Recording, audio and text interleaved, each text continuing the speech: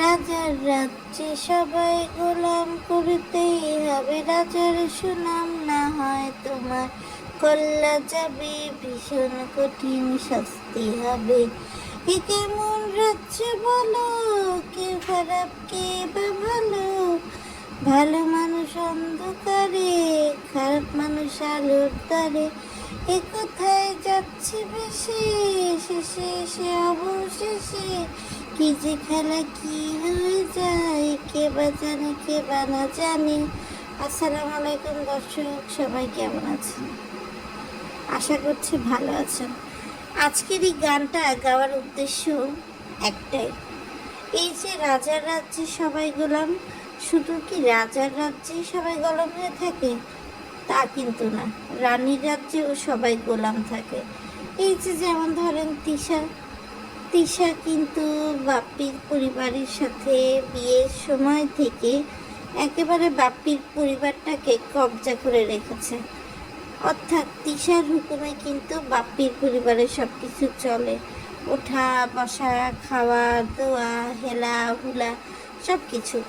আবার এই যে বাপ্পি, সে তো ব্যাপারী পরিবারকেই একেবারে তার গোলাম করে রেখেছে।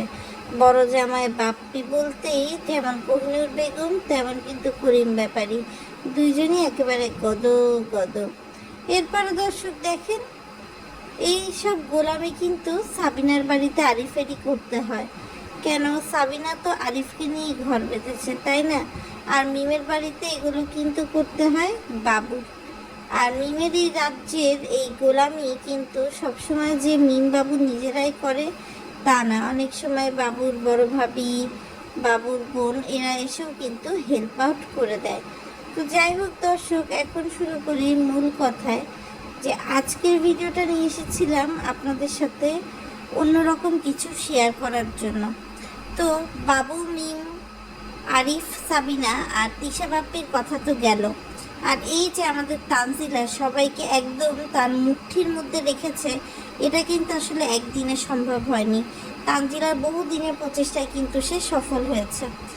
তো যেটা বলছিলাম দর্শক, তানজিলার এই আত্মত্যাগের কারণ, তানজিলা নাকি বিয়ের আগেই একটা ডিট করেছিল সাকিবের পরিবারের সাথে, যে সাকিবকে সে সম্পূর্ণ উঠায় দিবে। যে কারণে তানজিলা কিন্তু নিরলসভাবে পরিশ্রম করে যাচ্ছে। এবং আপনাদের খেয়াল আছে কি না জানি না দর্শক, সেটা হচ্ছে তানজিলাই কিন্তু দর্শক মানে সাকিবকে একদম সফলতার দ্বার প্রান্তে নিয়ে যাবে। তানজিলা তার শোরুমের যে আনুষঙ্গিক খরচ, সেটার জন্য সে যে কষ্ট করে টাকা জমাচ্ছিল, সে ব্যাংকটা পর্যন্ত ভেঙে ফেলেছে।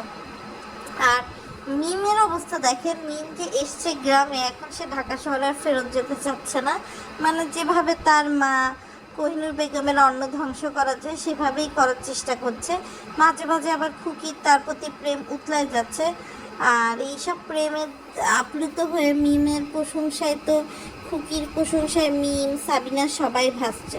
তো যাই হোক দর্শক, এদিকে বিদেশ গিয়ে আমাদের বাপ্পি সাহেবের ভীমরতি ধরেছে। বাপ্পি সাহেবের ভীমরতি বলতে, বাপ্পি সাহেব এমনভাবে প্রেমের প্রতি উতলায় যাচ্ছে, মানে তিশার এই, তিশার ওই, তিশার তাই, এগুলো বলতে বলতে এমন পাগল হয়ে যাচ্ছে যে লোকে যে আসলে কোনটাকে ঠিক আর কোনটাকে ভুল বলবে সেটার কোনো সুযোগই রাখছে না। আর এদিকে ফাতিহার বাড়িতে যেই বেড়াতে আসে, যদি সে পরপুরুষ হয় তাহলে তো আর মানে কথাই নাই দর্শক। মানে তিশার যেভাবে পুরুষ মানুষের কথা শুনলেই যেভাবে লাল পড়তে থাকে দর্শক, এটা কোনো স্বাভাবিক পর্যায়ে কিন্তু পড়ে না।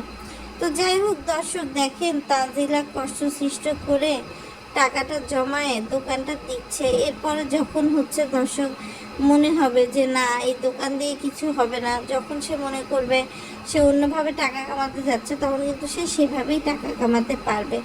আর এদিকে আমাদের শারমিন বগার বিয়ে কবে, এটা নিয়ে কিন্তু সবার অনেক হেক্টিক একটা শিডিউল চলছে বলা চলে। যে আসলে এই যে শারমিন বগা, এই শারমিন বগা বিয়ের পিড়িতে কবে বসবে দর্শক? কেননা শারমিন সেই যে আন্ডারগ্রাউন্ড হয়েছে, এক একজনের ভিডিও দেখাতে দেখাতে, ঠিক আছে নিজে দিতে পারেনি ভিডিও, কিন্তু তাতে কি হয়েছে, তার ভাই তো দিচ্ছে, এত তো নিজে নিজে দেওয়ার কোনো কিছু নেই আছে বলেন? এগুলো কিন্তু কিছুই নেই। আর দর্শক সত্যি কথা বলতে, ফাতিহা যে উচ্চারণ করে করে এক একটা ওয়ার্ড বলে, মানে ওর কথা শুনলে মনে হয় কি শব্দ ভাণ্ডারের আত্মার মাগফিরাত কামনা করছি। মানে এরকম একটা অবস্থা দর্শক, এত ভুলভাল ইংরেজি বলে যে আপনি না হেসেও থাকতে পারবেন না। আর গুরুত্বপূর্ণ কিছু হলে যখন আটকায় যায় দর্শক, তখন কিন্তু আরও অনেক বেশি খারাপ লাগে। তো যাই হোক দর্শক, দেখেন ফাতিহার বাড়িতে সবাই যে আসছে, ফাতিহা যে সবাইকে আপ্যায়ন করছে, এটার ভিডিও ক্রেডিট কিন্তু সে বাপ্পি আর তিশাকে দিয়ে দিছে। নিজে যে কিছু দেখাবে সেটার মধ্যে কিন্তু আসলে সে ছিল না। সে শুধুমাত্র তার ছেলে অর্থাৎ আপনার তাবিবকে যে রঙের পেন্সিলের বক্সটা দিছে, সেই রঙের পেন্সিলের বক্সটা হচ্ছে সে শেয়ার করছে। বাকি কোনো কিছুই সে তেমন শেয়ার করেনি। বাকি সব কিছু আসলে বাপ্পি তিশা এরাই শেয়ার করে বেড়াইছে। তো আসলে তানজিলা যে শোরুম দিছে এটা কিন্তু বাপ্পি তিশা ভালো চোখে দেখছে না। ইভেন নিশেও কিন্তু জিনিসটাকে প্রথমে দর্শক ভালোভাবে নেয়নি, কেননা সে হচ্ছে জানে যে তানজিলা তার আপন ভাতিজা না, তানজিলা একটা গরিব ঘরে জন্ম নেয়া মেয়ে। এখন সে মানে শোরুম দিক বা যা দিক সেটা তো তার দেখার বিষয় না।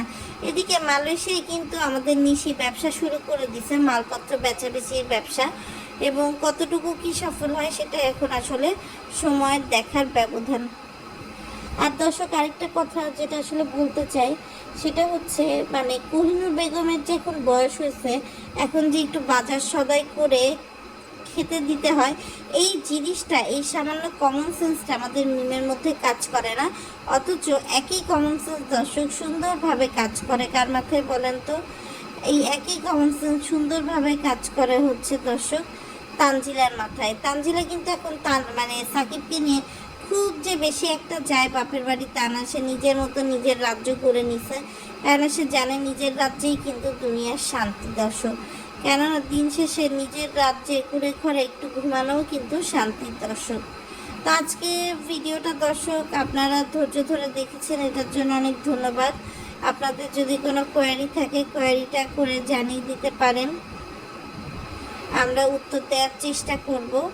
আর অবশ্যই বেশি বেশি করে লাইক কমেন্ট শেয়ার করবেন, সাবস্ক্রাইব করে দেবেন চ্যানেলটাকে। আল্লাহ হাফেজ। রাজার রাজ্যে সবাই গোলাম করতেই হবে, রাজার সুনাম না হয় তোমার কল্লা যাবে, ভীষণ কঠিন শাস্তি হবে। এ কেমন রাজ্য বলো, কে খারাপ কে বা ভালো, ভালো মানুষ অন্ধকারে, খারাপ মানুষ আলোর দ্বারে, এ কোথায় যাচ্ছে বেশি, শেষে এসে অবশেষে কি যে খেলা কি হয়ে যায়, কে বা জানে কে বা না জানে। আসসালামু আলাইকুম দর্শক, সবাই কেমন আছেন? আশা করছি ভালো আছেন। আজকের এই গানটা গাওয়ার উদ্দেশ্য একটাই, এই যে রাজার রাজ্যে সবাই গোলাম, শুধু কি রাজার রাজ্যে সবাই গোলাম হয়ে থাকে তা কিন্তু না, রানীর রাজ্যেও সবাই গোলাম থাকে।